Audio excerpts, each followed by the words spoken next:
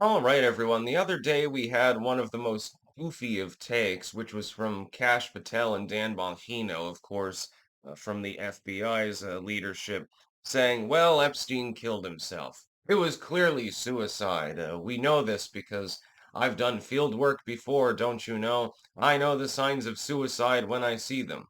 Of course, he didn't get to examine the body and apparently ignored the coroner's report. Here's the laundry list of problems with claiming that Epstein actually committed suicide. One, the cameras just magically happened to be off at the time. Two, the guards just happened to be asleep at the time, supposedly. Three, you've got some fudging of the computer records at the time.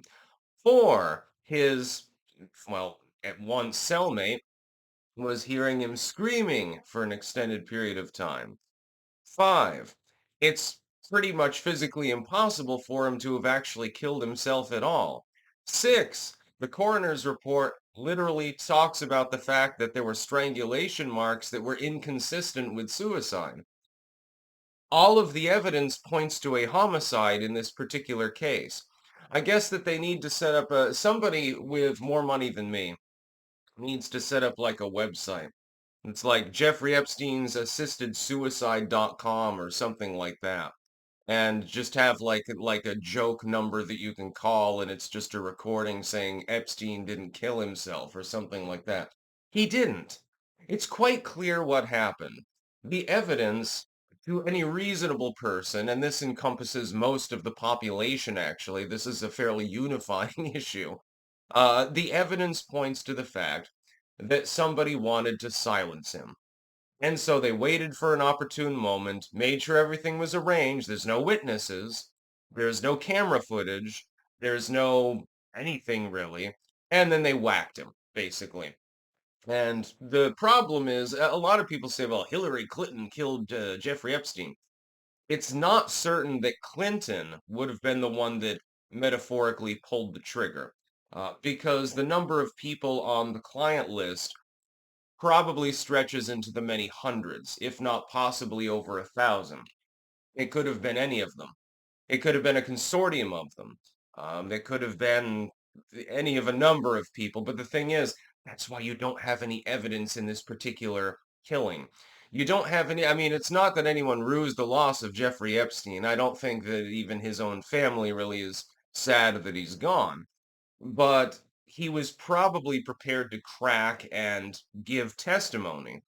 And the problem is that, again, I've said it before, when you have a laundry list of the who's who's, celebrities, sports stars, politicians, military brass, dignitaries, and so forth, that have been rope-a-doped by Epstein into coming to the island and then fucked somebody who was underage, if you were to expose them all, and all of their careers were ruined and they're under lawsuit and stuff and their fortunes are being dismantled, if the public, thinks them disgraceful, doesn't buy their products. I'm sure you have corporatists who went there.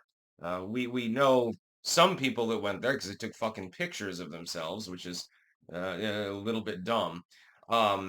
You would collapse the economy because you're talking about like trillions of dollars in collective wealth with these people, bankers and everything else. I mean, you'd have businesses and banks collapsing. You'd have sports teams ripped apart. Celebrities that a lot of people like would suddenly be destitute. That's the problem. The economy would literally take a huge slump because of that. Now, do I think that's a reason not to release the Epstein list and prosecute the individuals that are there? No. But this is a sign that we're not going to get the Epstein list. It's further evidence, again, that we're not actually going to get closure on this case. Not well, most of these people are alive. You might get it 30, 40 years down the road. It'll be like the Gulf of Tonkin incident. Oh, no, no, they just randomly fired on us. Oh, we deliberately provocated the Vietnam War. Hmm. Yeah, but we're only admitting it, as of the 2000s, I believe it was. Like or no, it was later than that. It was like 2012 or something like that. Yeah, even though it happened in the fucking long, long ago, back in the back in the atomic era. That's what's going to happen here. But Dan and Cash are intelligent enough to know that people like myself are intelligent enough to know that you're bullshitting. You just don't want to release the client list, and you're claiming that Epstein killed himself is ridiculous on its nose, totally fucking ridiculous. And honestly, if I was Donald Trump, if I hadn't greenlighted this in order to simply safeguard the economy temporarily or something like that, I would fire both of them, honestly. I'd say, what the hell are you doing? Nobody is taking this seriously. Because it's the Trump administration, here's the problem for the Trump administration. Republicans generally, and many independents like myself, had already suspected Epstein did not kill himself. Liberals held out, said, well, you're just a conspiracy theorist, Hillary didn't kill him, and stuff like that, because it was tied in with ire towards liberals mainly. But now it's the Trump administration. So this time around, I'm seeing liberals questioning the narrative. Well, when two-thirds of the population agrees that Epstein didn't kill himself, you might want to do something about that. This is not going to be a popular issue. It's going to be a unifying one.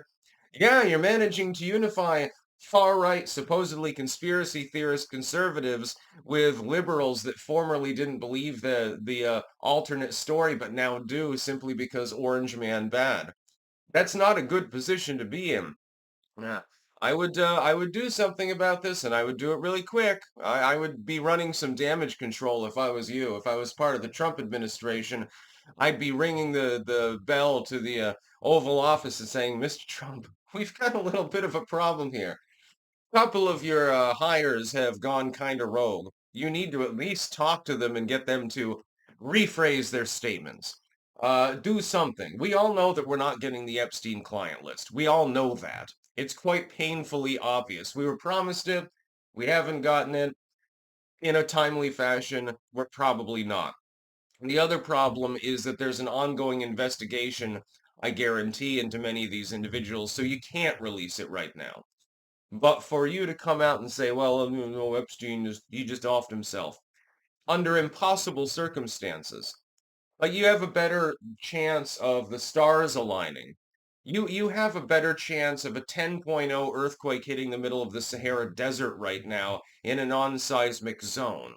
You have a better chance of winning the goddamn lottery tomorrow, uh, or whenever it's drawn. You have a better chance of all these things happening than that everything lined up so perfectly that Epstein literally was able to kill himself. And that there were no witnesses, there's no camera footage, there's no computer entries, no nothing. Basically, I mean, I don't know who was in the cell with him prior to his suicide watch. Again, that's another coincidence. Just taken off suicide watch and all of a sudden kills himself. Well, one of the guards is also just a trainee, by the way. That was interesting as well. Nobody was there to witness it, except for the dude in the next cell who heard him screaming. Yeah, but as far as I know, he hasn't come forward with any meaningful testimony. Probably he's worried they'll shut him up too. That's about all. Peace out.